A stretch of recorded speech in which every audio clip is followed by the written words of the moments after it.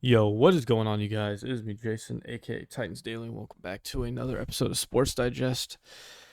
Today, I'm going to be talking about the Tennessee Titans and where I see them really going from here. I mean, training camp started, last Wednesday on the 23rd. So, I'm going to give you guys a little breakdown of the roster and how I feel about every position group. So, first of all, I'm going to start with the offensive line. Titans forked up some money to get Dan Moore from the Steelers. Um, Not even a question, honestly. It was a little bit of an overpay, I will admit. I think it was 482. That was the dollar figure. 4 years, $82 million. Whenever I say 482, the starting number is the amount of years he signed for, and then 82 is the dollar amount. $82 million for a guy that has a PFF grade of 44. It's not good. I think he let up 6 sacks last year, had like 20 penalties. This bad. But I hope Dan Moore can improve himself and, be really critical to this offensive line because Cam Ward's going to need it because I think Cam Ward is going to be the starting quarterback week one against the Denver Broncos. It's just a matter of time whenever Cam Ward gets into his first sack and it's just going to be like, who was that on? So, Peter Skronsky, obviously, first round pick in 2023. I think we picked him at 11th overall out of Northwestern. Dog, absolute dog. I love Peter Skronsky. I think he is one of the better guards in the NFL. He's not the best, but he's one of the better guards. And, hey, he's pretty good. Lloyd Cushenberry, he's injured right now, but we signed him in 24. I think it was like 3 or 40, something like that.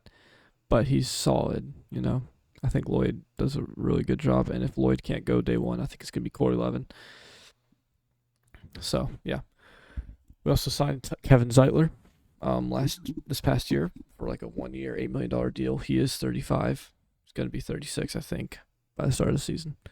So Kevin Zeitler's always someone to, you know, be happy about because he is a pretty good veteran guard that you would need on your offensive line. He's like a Zach Martin, probably.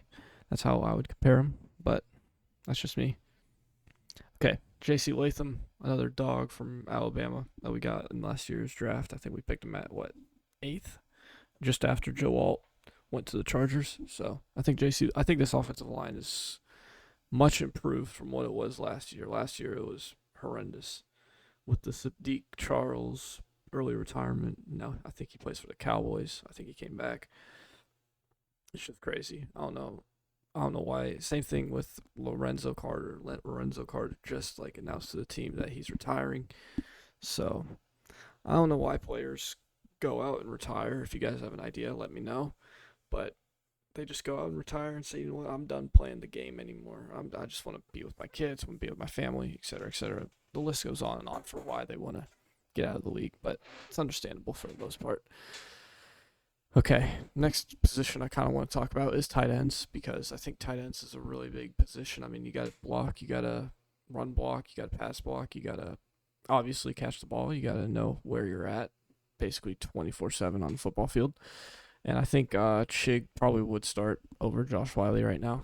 I think Chig is an insanely human being, like very athletic. I think he ran at like a 4.540 in 2022. Maryland man, those terrapins are really fast. Anyways, I think Chig will be starting week one. Obviously he's going to split snaps with Josh Wiley, and I think Josh Wiley's definitely going to split some snaps with Gunnar Helm, who is our rookie tight end from Texas. I think he was a fourth round pick. And to my knowledge, I think that Josh Wiley and Chig are both going to get equal playing time, if not a little bit. Give Chig a little bit more um, playing time. But Chig is a really good starting quality tight end. He had a really good game last year against the Texans. He had that 75-yard touchdown, and it was really good. I think Josh Wiley also has a lot of room to improve. We got him also in 2023 from Cincinnati, I believe. He was also like a fourth or fifth round pick. And, he's just a big, tall tight end that you want to, just throw it up to, and hopefully he comes down with it because I'm pretty sure his frame is like 6'7", 250, which is insane. And he's also kind of quick, so There's that. Gunnar Helm's also like 6'4", 230. Same thing as Chig. I think Chig's like 6'3", 238, something like that. I don't know. I don't know the numbers like that, guys. Um, anyways, yeah, I think tight end's pretty decent group we got going on here, and always some room for David Thompson Robinson, and maybe he'll get some reps in, maybe he won't, but let's move on to the wide receiver core. While I do that real quick, I'm gonna go get some water, so I'll be right back. All right, guys, I'm back. I decided to go with the iced tea because iced tea is so damn good. You might be looking at this like, what the hell? That looks like a damn the grizzly dip long cut, and you go, Opa. It's not. I assure you, it's not.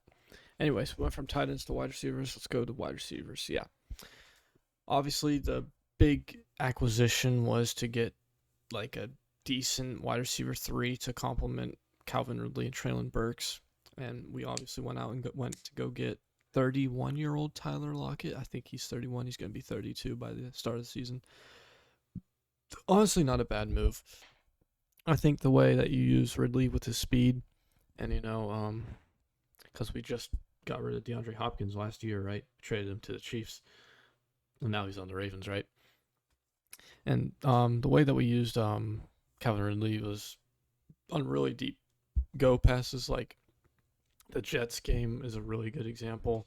I don't know if I can play that clip, but basically, like Will Levis threw a pass to Calvin Ridley, and it was just like it dropped right into his hands, and it was beautiful. And then obviously getting Tyler Lockett, he's about the same age as Calvin Ridley. He might be a year or two older, but Tyler Lockett probably could still produce maybe like I would say 700 yards, 800 yards this year. I think if he has a good enough season, he'll probably re-sign with us or sign with somewhere else. But I think Tyler Lockett was a great acquisition. I think going in the draft, going double dipping on wide receivers in Alec Manor and Chimere Dike.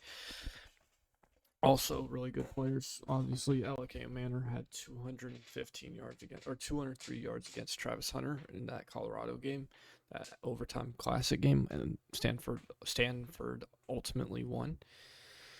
Chimere Dike is a 6'3", 220 wide receiver from Florida, and he runs a 4.3, 4.40, which is kind of insane. No one should be running that fast at that tall, but apparently we like doing that because this is not the first 6'3" wide receiver that ran a 4.3 40. I think Racey McMath also ran a 4.3 40 in 2021. Came from LSU. He was also a pretty good deep threat for Joe Burrow back when they had, Justin Jefferson, Jamar Chase, that Thaddeus Moss, who else? I think it was just those three players, and also obviously you got Clyde Edwards-Helaire back in the backfield, and just insane team. Joe Burrow had a really good team in that championship run. Anyways, I'm not here to talk about Joe Burrow. I'm here to talk about these Titans, and I think obviously getting Xavier Restrepo as an undrafted free agent is obviously a steal. He broke all the records at Miami. He broke Michael Irvin's record, broke Greg Olson's receiving record, broke all kinds of records. I mean, he's number one in Miami records right now. And that's crazy coming from wide receiver U, basically, because they produce some of the best wide receivers in the league, hands down. Michael Irvin, Andre Johnson, just to name a couple.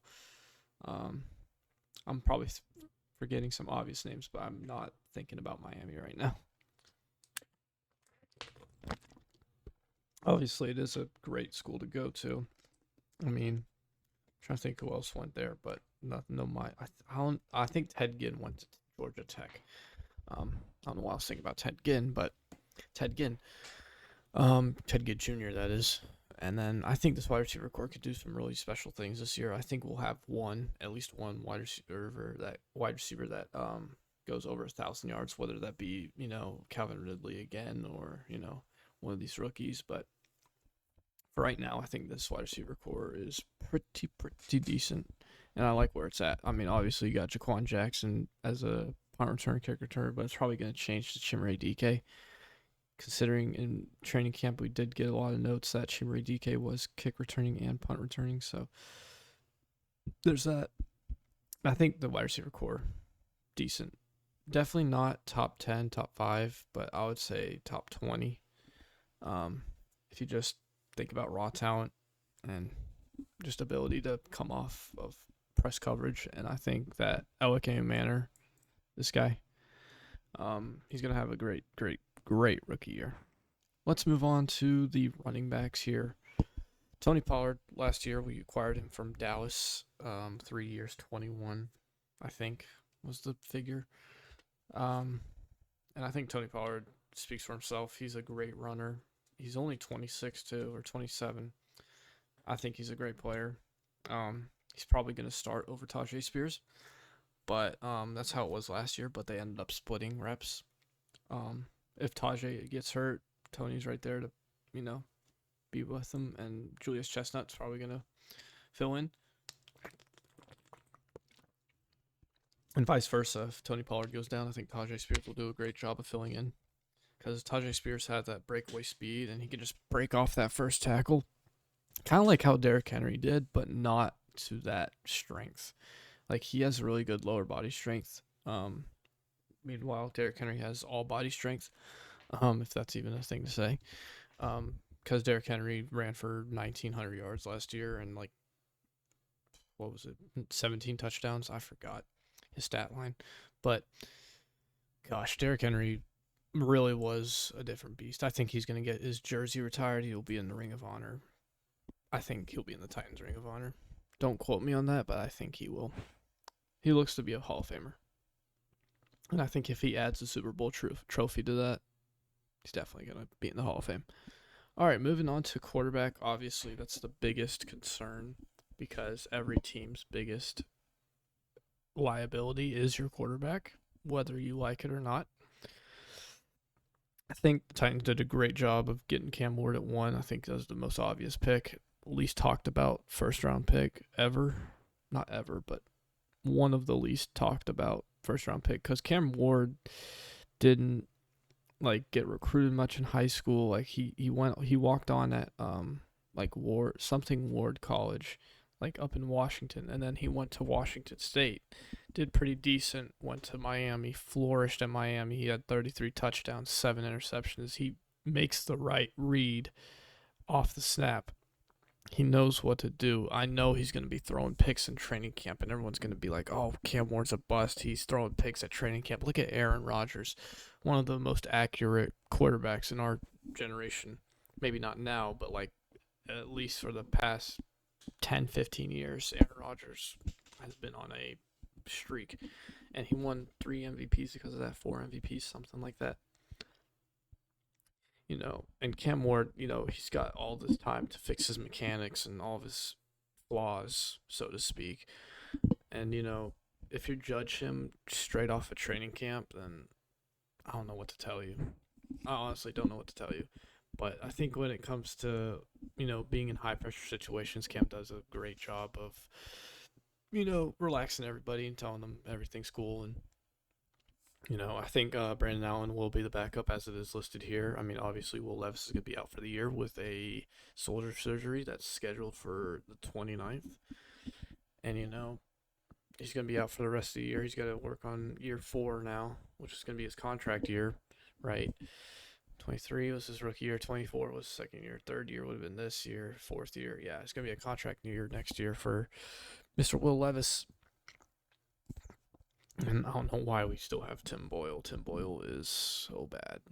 I'm sorry to say that, but Tim Boyle, not the best quarterback to bring into your quarterback room, but you know what? It's a quarterback nonetheless. Anyways, okay. I think we talked to everybody on offense. Let's go talk into the defense, and I'll get us started with the defensive line. All right, guys, this defensive line, let's be real. It's not the best. It's not the worst either. But I think, re-signing Sebastian Joseph Day was a really good idea. Good on, almost said Rand for a second. Good on Mike Orgonzi for re-signing Jonathan Joseph Day. That's such a hard name to say. Um, I think that's a good move for them. Obviously getting T'Vondre Sweat last year out of Texas. Again, another Texas player on the Titans. Wow, let's name 10 of them. Uh, Vince Young, T'Vondre Sweat, Gunnar Helm. That's all I got. Thank you for coming to my TED Talk. No. T'Vondre Sweat's a dog. He is a great run stopper. He's going to be someone that all offensive linemen have to either double team or chip block him. And same thing with Jeffrey Simmons. Jeffrey Simmons always gets a double team on him early. Pause. Um, but Jeff is one of the best defensive tackles in the league. I think he is like top 5 in the NFL. You can argue with me all you want, but I think Jeffrey Simmons is one of the best defensive tackles in the league. Now, edge pressure is the toughest thing to acquire. Arden Key obviously not gonna be racking up 10 sacks anytime soon. I think getting Femi Oladejo from UCLA was a really good move. I mean, he did just convert from linebacker to edge, so there's that. I also think that if you add someone like oh my gosh, I'm gonna look at this roster for a second. Um, like Jihad Ward. He used to play for the Jaguars, I believe. Jihad Ward brings depth to our edge group after Lorenzo Carter retiring. Um, that's just tough, man. I think playing in a 3-4, these outside linebackers are going to be very critical to how well we can sack a quarterback. We might be dead last in sacks this year, but I don't know. Who knows till week 1, which is the Denver Broncos, and I am very not excited about that game. That's not how to phrase that, but I'm not very excited. I'm not very confident we can win that game, but who knows? It is the Denver Broncos. They are tough to play, especially in their own stadium, because of the atmosphere and the altitude that gets to a lot of players' heads. So that's gonna be really tough on a young rookie quarterback like Cam Ward, and it's gonna be like, oh no, what's going on here? So yeah. Also, next I want to get to the linebackers. I think obviously Cody Barton from the Broncos was a great addition. Great addition. We got him for pretty cheap too. I think it was like $328 was the dollar figure, I want to say, or $428, something like that. I think honestly, I think that Cody Barton's gonna be a great linebacker. He's already picked off Cam Ward like 3 times this offseason, right? This training camp and OTAs and mini camp. Dude, I think Cody Barton's gonna be really good for us. And then obviously given time for Otis Reese and Cedric Gray. Otis Reese is more like an edge rusher than a linebacker. Like a Mike linebacker. I think Cody Barton's gonna be your Sam, which is your strong side middle linebacker, and your Mike is your main middle linebacker, and your Will linebacker is your weak side linebacker. There's your little history lesson. There you go. I think linebackers also solid core. Has a really good potential to do special things. I'm gonna wrap this up pretty quickly. DBs obviously, getting Kevin Winston Jr. from the draft, very important. Penn State safety. If he was healthy, it would have been a first round pick or high second round pick. But yeah.